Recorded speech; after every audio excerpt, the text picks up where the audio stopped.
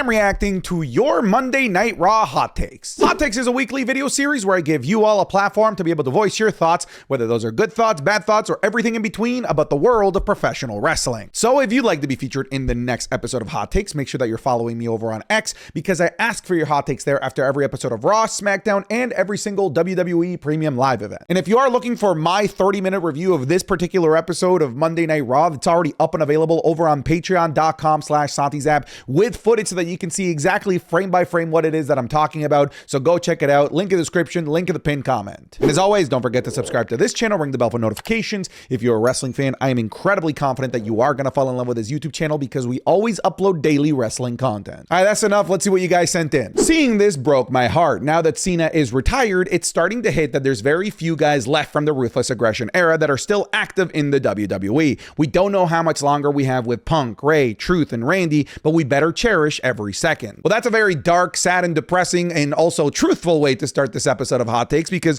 one of the things that has come about from John Cena's retirement match, at least for me, it's that it's made my brain force a spotlight on the other guys from John Cena's generation that are also around the bend nearing retirement as well. And it's not just me now shining a spotlight on these guys, it's WWE as well. It's like WWE has woken up and realized that they are at the end of the generation with many of the top guys that they have on the roster. They're recognizing this by pushing new, younger talent, as we've seen recently over the last couple of months and with John Cena's retirement show, but also by having an actual Grim Reaper named Gunther going around retiring all of these guys. It started with Goldberg, then John Cena, and now he has his eyes set on AJ Styles, and I wouldn't be surprised if these guys that we have in the picture, CM Punk, Rey Mysterio, and other guys that maybe aren't even in WWE yet, like Chris Jericho, are gonna be taken out by the Grim Reaper of the Ruthless Aggression era named Gunther. I think over the next 2 to 3 years, you are going to be seeing WWE focus more on the aging veterans making their way out and giving them a storyline on their way out as well, like they've done here with John Cena. The Nikki Bella feud is hurting Stephanie's title reign, and I need it to be over, most likely January 5th. Yeah, I don't think that the Nikki Bella feud is really doing anything for anybody, but it also does feel like WWE is kind of at a standstill right now until January 5th. I think once January 5th hits, and once we're on that road to the Royal Rumble, the Elimination Chamber, and then WrestleMania, then we'll get the actual consequential feuds and storylines for Stephanie Vaquette. Right now, I don't mind them running Nikki Bella again because I don't want them running Stephanie Vaquette versus Becky Lynch versus Liv Morgan versus Rhea Ripley versus Io Sky at this point in the year when we're going into like a pre-recorded session of Monday Night Raw episodes. I think that this right now is the perfect time to run Nikki Bella versus Stephanie Vaquette again and get it over with so that once we get to the new year, we have all of the new stuff to look forward to. Gunther has to be pushed as a monster heel, and from now on, he should either win the Chamber or the Rumble and face Cody at Mania for the undisputed title and win. I firmly believe that Gunther needs to go on the most monstrous run that we've seen since Brock Lesnar defeated the Streak at WrestleMania 30. Here's the thing, if they don't have plans of Gunther winning the Royal Rumble or the Elimination Chamber, then don't put him in any of these matches. Gunther should go on a crazy undefeated streak for the next year, maybe even 2 years. And I love that you're already thinking about Gunther going after Cody Rhodes and the Undisputed Championship, because with the heat that Gunther got off the back of retiring John Cena and telling the world that he made John Cena tap out like a little bitch and generating nuclear heat,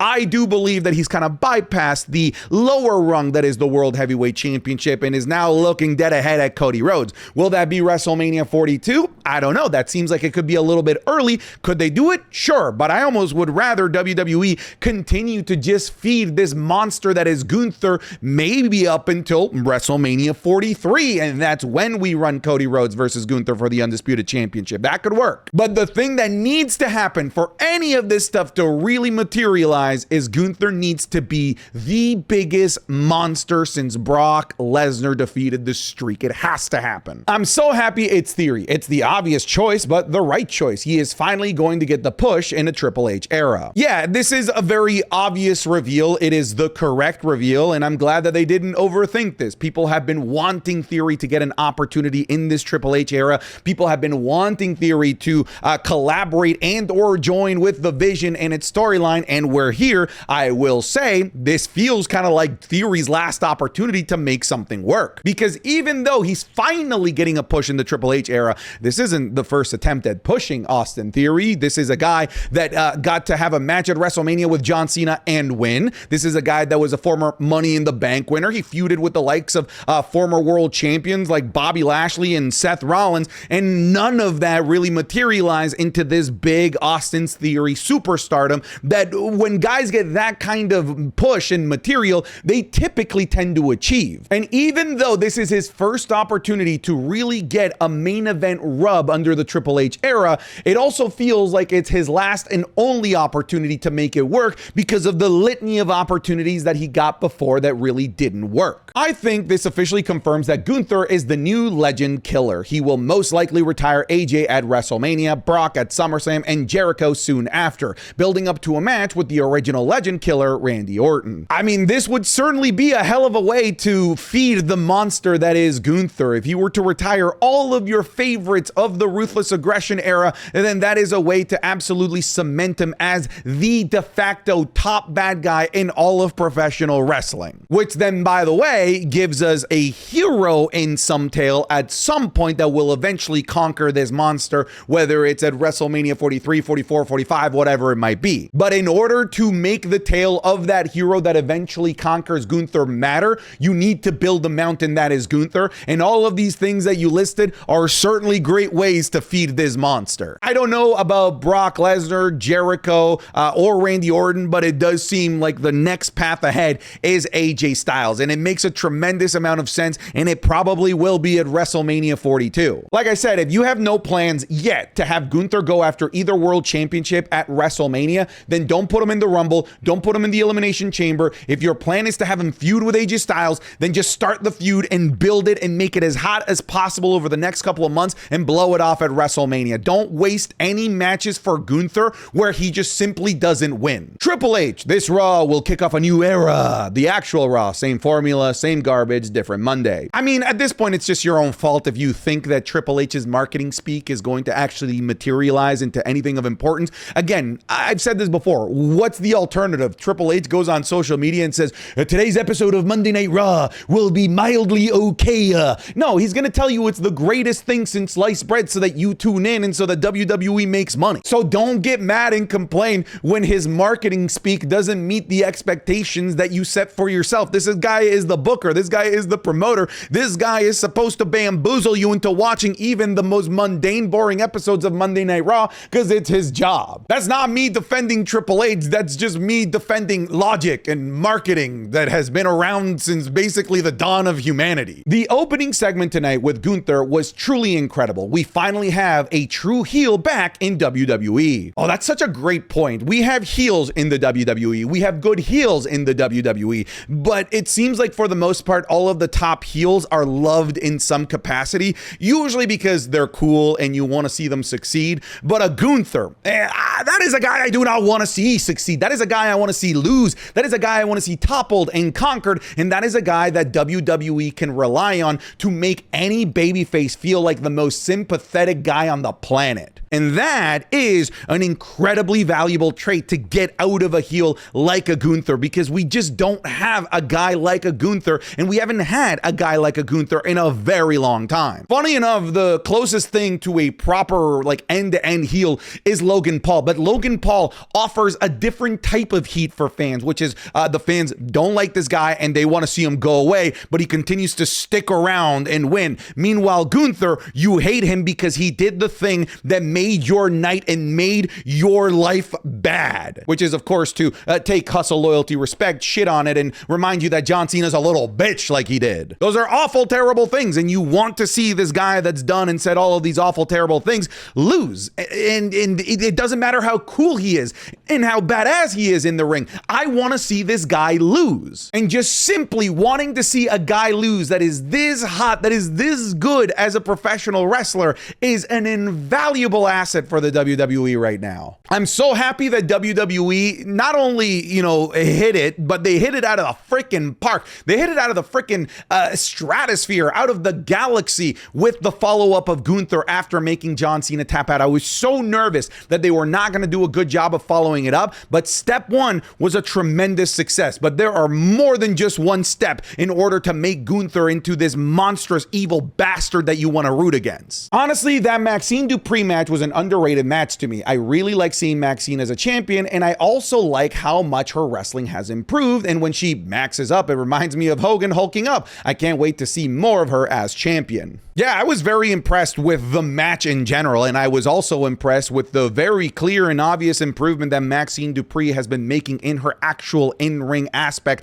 of professional wrestling. I think for me, my biggest takeaway of what I thought was a really solid match between Maxine Dupri and Ivy Nile is that we need more of this. We need more of a showcase of the women's mid-card, not only just on Raw, but also on SmackDown. If they can figure it out on Raw, why in the world can they not figure it out on SmackDown? If they're willing to give Maxine Dupri a 15-minute match against an Ivy Nile that hasn't appeared on TV in like 3.5 months, how in the world do they just decide that, yeah, the best we can do for you, Julia, is 2 minutes and a 30-second backstage segment? You have the talent, you have a blueprint that you can follow. I just don't get why they don't do what works on one show on both of them. The Kabuki Warrior sneak attack on Rio was well done. This segment was necessary to build up the tag team title match on the 5th. The insane elbow on Io was so cool. This is exactly what I said. This segment, not only was it good with the Kabuki Warriors beating the ever-living piss out of Rio, but it was also necessary because we have a very stacked tag team division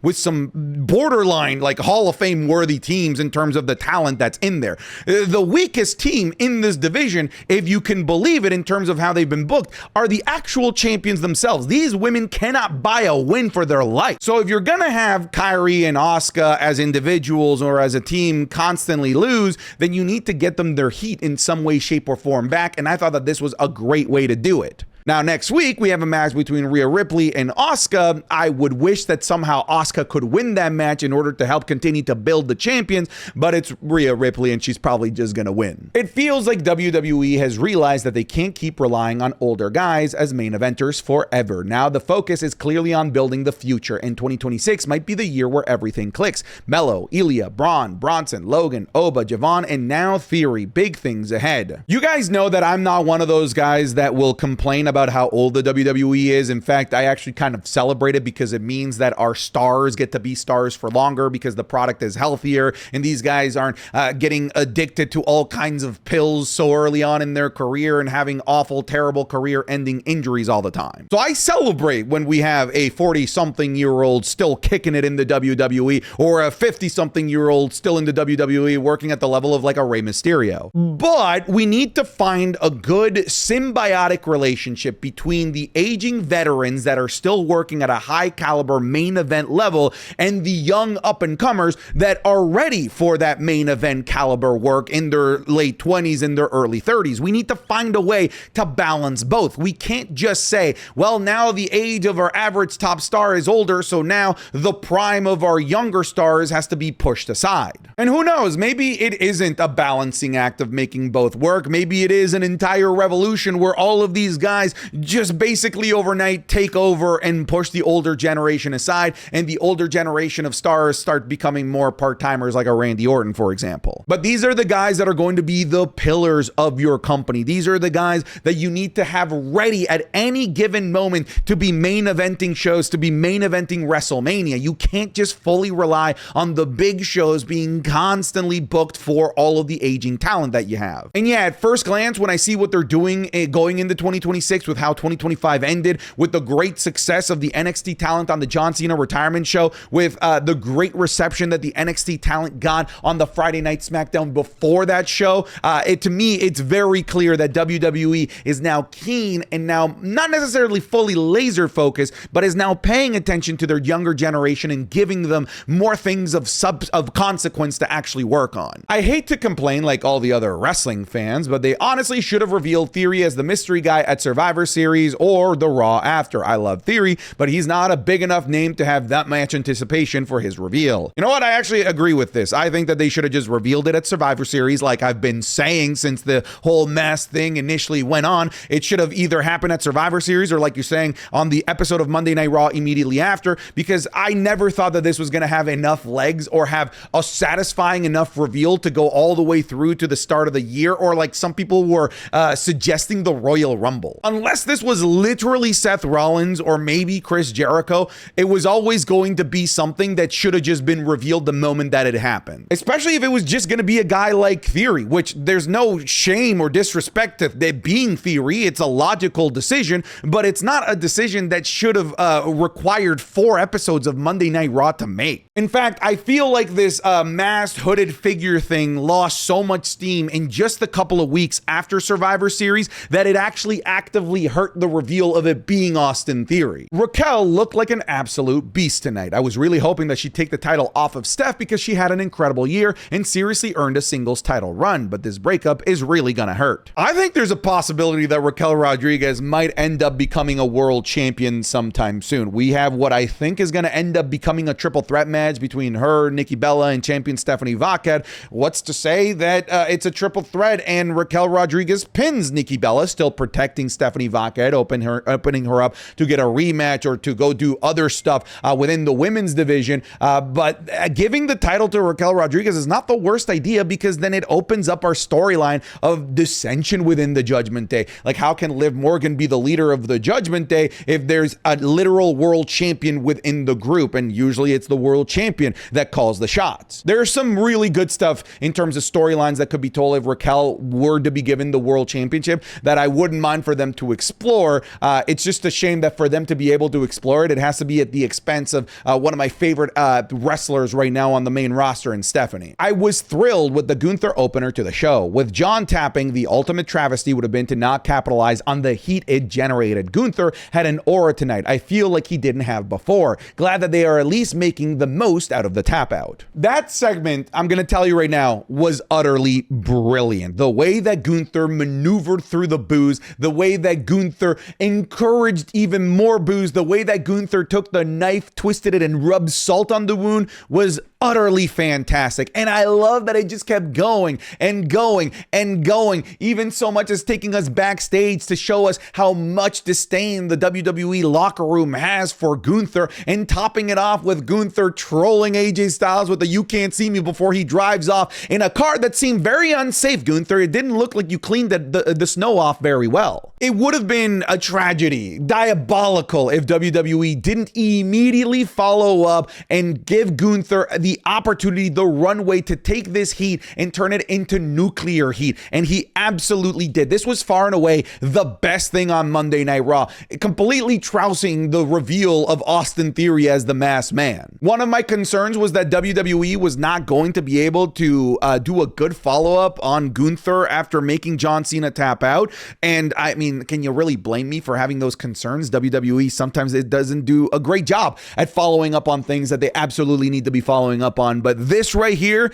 ladies and gentlemen, they fucking killed it. They did an amazing job. My match of the night was the Usos versus the New Day. It goes to show how great the Raw tag team division can be, and I can't wait for AJ Lee to face the Usos. It still doesn't feel like the Usos are a tag team, right? With them coming out to Jay's theme for some reason, but nonetheless, very cool to see a match that I've seen a million times, but every time that I see it, it's always awesome and it's always refreshing, even though it's a match as old as time at this point, the New Day versus the Usos. It does seem to me that WWE is very serious about reviving the Raw tag team division, and that is nothing but good news for everybody and fans of tag team wrestling. But also having an active and alive tag team division gives the ability for guys that are typically single stars to maybe find something to do on a weekly basis in an active tag team division, like AJ Styles, like Jey Uso has here recently. But yeah, this was a solid match, and I think that this is just a taste of what we can get between the Usos and AJ Lee. I think that match is going to be fantastic, and I wouldn't mind if they do it on the January 5th edition of Monday Night Raw. I don't know, but I have a theory that every week leading up to the January 5th version of Monday Night Raw, that we could see a new masked individual get revealed, and finally we see the leader of this faction being the returning Seth Rollins. I'm not against the possibility of this being a faction led by somebody from the shadows, like a Seth Rollins, like a Chris Jericho, who seems to be nothing but impending at this point with his WWE return. I don't think that this is going to materialize over the next couple of weeks because we have a pre-recorded episode of Monday Night Raw. This is when Monday Night Raw viewership just completely plummets because people just don't care about wrestling at this point in the year. But post January 5th, I could see somebody else being revealed, because at the very minimum, I think we can all agree that the guy that was in the cage at War Games was not the same guy on the previous episode of Monday Night Raw. That looked like a leaner, taller version of the masked hooded figure. So there is room for there to be more reveals, and honestly, I think that's the way to go, because it just being theory, as logical of a conclusion as it is, I think it needs more spice. It needs more sauce. Roman Reigns' nuclear heat for defeating Undertaker at WrestleMania still tops Gunther nuclear heat for making John Cena give up from a crowd noise level, even though I like the follow-up that they did with Gunther more than Roman. Okay, but you can't compare the two. The Roman heat that he got after beating the Undertaker at WrestleMania was at the Raw after WrestleMania, the hottest, rowdiest crowd full of the most hardcore WWE fans imaginable. This right here was in Hershey, Pennsylvania on a December 15th episode of Monday Night Raw. A dead crowd that made no noise for anything else on this show gave Gunther nuclear heat. Had this been a Raw after WrestleMania crowd, I think not only would it have topped the noise level of what happened with Roman Reigns all of those years ago, but I genuinely would have feared for Gunther's life that people would have jumped the barricade. So yeah, I don't think you can really compare the two. Like, I think context matters in this sense, in terms of like what crowd they were in front of and what city they're in. Hershey, Pennsylvania versus a Raw after WrestleMania crowd, you can't compare the two. The Usos coming out to Jay's music is the main reason I don't see this partnership lasting long. Yeah, I think that that's very weird. They have a perfectly good and usable Usos theme song that already sounds very similar to Jay's theme as it is, that they could absolutely come out to. It almost feels like they've got Jimmy Uso in the cuck chair in the corner going, yeah, this is okay. I'm okay with this. CM Punk once again solidifying why he is the best on the mic and a Mount Rushmore of mic workers. Oh my goodness, finally we got a good CM Punk promo. I still think that it pales in comparison to like those 2011, 2012 CM Punk promos, but this is certainly his best promo since the Drew McIntyre era when he had his feud with him going into Bad Blood. I just prefer this CM Punk that's like vindictive, angry, and mean over the, hey, what's up, Hershey, Pennsylvania? What a great day to be here, PG corporate CM Punk. I'm glad that we finally got a good CM Punk promo. I'm glad that CM Punk brought in the Steiners and how he was roasting them and said all kinds of insults about Braun Breaker's intelligence. Like, that's what I want about from a CM Punk at this point. Austin Theory's reveal gave me gobbledygooker vibes. It was so anticlimactic and the timing was so off. I don't understand why they did it now and not January 5th, and the crowd seemed so apathetic towards it. Also, they aren't doing Theory any favors with this booking. I agree this wasn't the right venue to do it. I disagree that it should have been January 5th. They should have just done it earlier, Raw after Survivor Series or at Survivor Series. But come on, this is not gobbledygooker levels of bad. I think we're over exaggerating here. Even though Theory didn't get a particularly great pop or ovation, he's not on the levels of a guy coming out of an egg pretending to be a freaking turkey. Never thought I'd be happy to see Logan Paul appear on TV weekly. He is the most entertaining thing about the Vision. Oh, and it's not even close. Like, Bronson Reed and Braun Breaker are basically just the same character doing the same thing with the same cadence of promos. It's just that one has a different accent than the other. Logan Paul gives this faction some sort of personality that cannot be delivered by either Braun Breaker or Bronson Reed. I think the addition of Logan Paul, even though I thought it was going to be temporary, has been brilliant for the Vision. Gunther is retiring everyone. He is going to retire AJ Styles, Brock, and many more legends. Wait a second. Why do you have Giovanni Vinci in this photo of legends? They announced that LA Knight is injured indefinitely, and I'm having flashbacks of Ricochet and Braun Strowman. I just hope LA Knight is coming back. Just the simple fact that they started the episode of Monday Night Raw by recapping the attack, by having Logan Paul talk about the attack, commentary talk about the attack, tells me that LA Knight is not just returning, but he's not that far away from returning. I wouldn't be surprised if it's as early as January 5th, because it's clear at the very least that WWE is attempting to keep LA Knight in the discourse, in the minds of wrestling fans. And if the plan was to have LA Knight gone for months, then they wouldn't be doing this. They'd be probably shutting their mouth up so that you completely forget about LA Knight. All right, folks, thank you so much for watching this episode of Hot Takes. I'll see you guys in the next one. Take care. Goodbye. Get out of here.